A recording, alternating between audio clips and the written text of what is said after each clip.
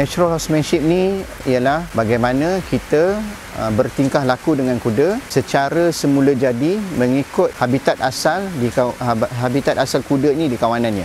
Maksud dia macam inilah. Kuda dekat kawanan mereka ada sistem hierarki masing-masing. Okey, kalau kita dekat tempat kerja maybe kita ada bos, okey, second boss, okey, ada pegawai dan sebagainya. Tetapi kuda dia punya tu hierarki dia simple, okey.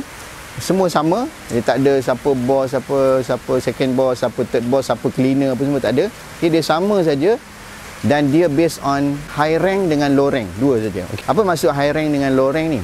High rank dengan low rank ni ialah kuda yang high rank ini sentiasa akan menjaga kuda yang low rank dan kuda low rank ni sentiasa akan mengikut apa yang ditetapkan oleh kuda high rank. Jadi dia orang tak akan langgar peraturan ni. Contohnya high rank ni bukan sebab dia bos. High rank ni tanggungjawab dia, okey, katalah macam ni. Hari ni, okey, kita akan makan dekat satu kawasan ni. Jadi high rank pun bawa kuda-kuda low rank ni ikut dan bila sampai, okey, high rank kata, okey, kita akan makan. Jadi kuda high rank akan makan dulu, lepas kuda high rank makan, kuda low rank pun akan ikut makan. Okey, itu contoh. Dan kuda high rank ni sebenarnya dia memegang tanggungjawab besar untuk menjaga kuda low rank. Dan kuda high rank ni dia kena bagi protection kepada kuda low rank dan sampai dia ni sanggup menggadaikan nyawa dia pun untuk menjaga kuda yang low rank. Itu tanggungjawab dia. Sebab itu dia orang takkan break the rules. Okey, yang kuda low rank ni takkan break the rules dan dia akan ikut apa peraturan yang ditetapkan oleh kuda high rank. Okey, jadi dalam natural horsemanship, kita ni sebagai manusia, okey, bila kita bawa kuda ke tempat kita kat stable ni, okey, kita cuba apply yang high rank dengan low rank ni, okey, mengikut peraturan-peraturan yang seperti kuda di kawanan. Contoh. Okey, kalau kita lead kuda, ni natural horsemanship, kita lead kuda. Kalau dekat kawanan, kuda yang high rank akan berada di depan dan kuda yang low rank akan berada di belakang. Kuda high rank dalam peraturan tidak sesekali boleh melebihi lebih daripada shoulder kuda yang high rank. Itu tak boleh. Sebab dia kuda high rank mesti berada di depan. Itu sebagai contoh. Jadi kalau mereka cuba untuk melanggar peraturan itu, contohnya, sebab tu kalau kita tengok ibu kuda yang bawa anak-anak kuda, anak kuda akan berada di belakang, dia takkan cross shoulder. Kalau dia nak cross shoulder, dia akan bagi amaran. Jadi sama juga kita apabila kita bela kuda dekat kawasan kita, okey, apabila kita lead kuda mesti berada di hadapan kuda, okey, mesti berada di hadapan kuda dan kuda tak boleh cross kita punya shoulder lebih. Jadi barulah senang kita nak kontrol dia, sebab kita nak bagi tahu dia yang kita ni high rank, kita ni nak bagi protection kepada dia.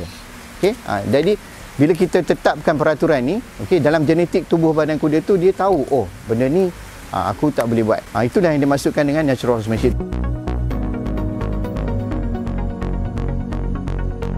Kalau kuda dekat kawanan di habitat asal mereka, kuda yang high rank, okey, dia tak akan react dengan kuda low rank. Apabila kita berada dekat sini, okey, menjaga kuda, sepatutnya kita tak boleh react dengan apa tindakan kuda tu. Kalau kita cuba react, contohnya kalau kuda tu datang dekat kita, kita pun terus ke belakang kita react. Itu menandakan kita ni sebenarnya low rank dan kuda tu high rank. Jadi kita kena ingat, apabila kita menjaga kuda, kita mesti nak kena jadi high rank. Kenapa kita kena jadi high rank? Sebab kita ada tanggungjawab besar untuk menjaga dia dan menetapkan peraturan-peraturan untuk dia. Itu act dengan react. Okey, jangan sesekali kita react. Bila kita react, kita memberitahu kuda tu yang kita low rank.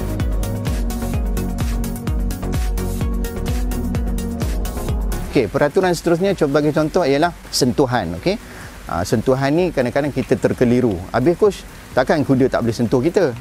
Kita boleh sentuh kuda, kuda tak boleh sentuh kita. Sebab kuda dekat kalau kita tengok dekat habitat asal mereka, kuda yang low rank, okey, tidak dibenarkan untuk menyentuh kuda high rank, tapi kuda high rank boleh menyentuh kuda low rank. Okey, dia sebenarnya macam ni, kita perumpamaan macam nilah. Kita ni sebagai ayah, okey, ada anak-anak. Okey, kita balik kerja penat-penat, duduk, tiba-tiba anak datang suka-suka nak main kepala. Masa tu kita dengan tegas akan kata, no, takkan kita nak suka-suka hati nak main kepala ayah. Tu tandanya tidak hormat, tidak respect, betul tak?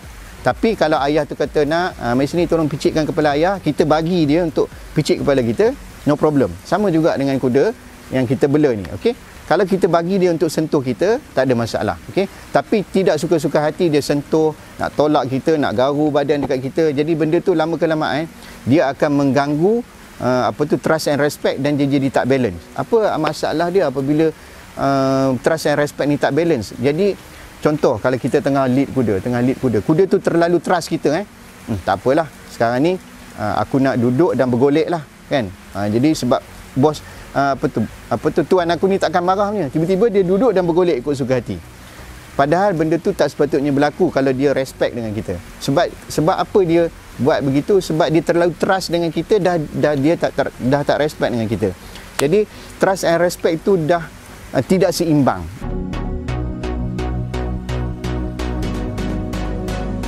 Secara kesimpulannya, okey, natural horsemanship ni, okey, kita cuba apply dekat kawasan stable kita supaya trust and respect antara kita dan kuda tu seimbang. Sebenarnya bukan kuda tu punya trust and respect saja seimbang, kita punya trust and respect juga perlu seimbang dengan kuda. Janganlah kita terlalu kita terlalu trust dengan kuda tu sampai kita hilang respect dekat dia. Janganlah kita terlalu respect dengan dia sampai kita tak trust dengan dia, macam itulah. Jadi trust and respect ni berlaku antara kedua-dua belah pihak. Okey.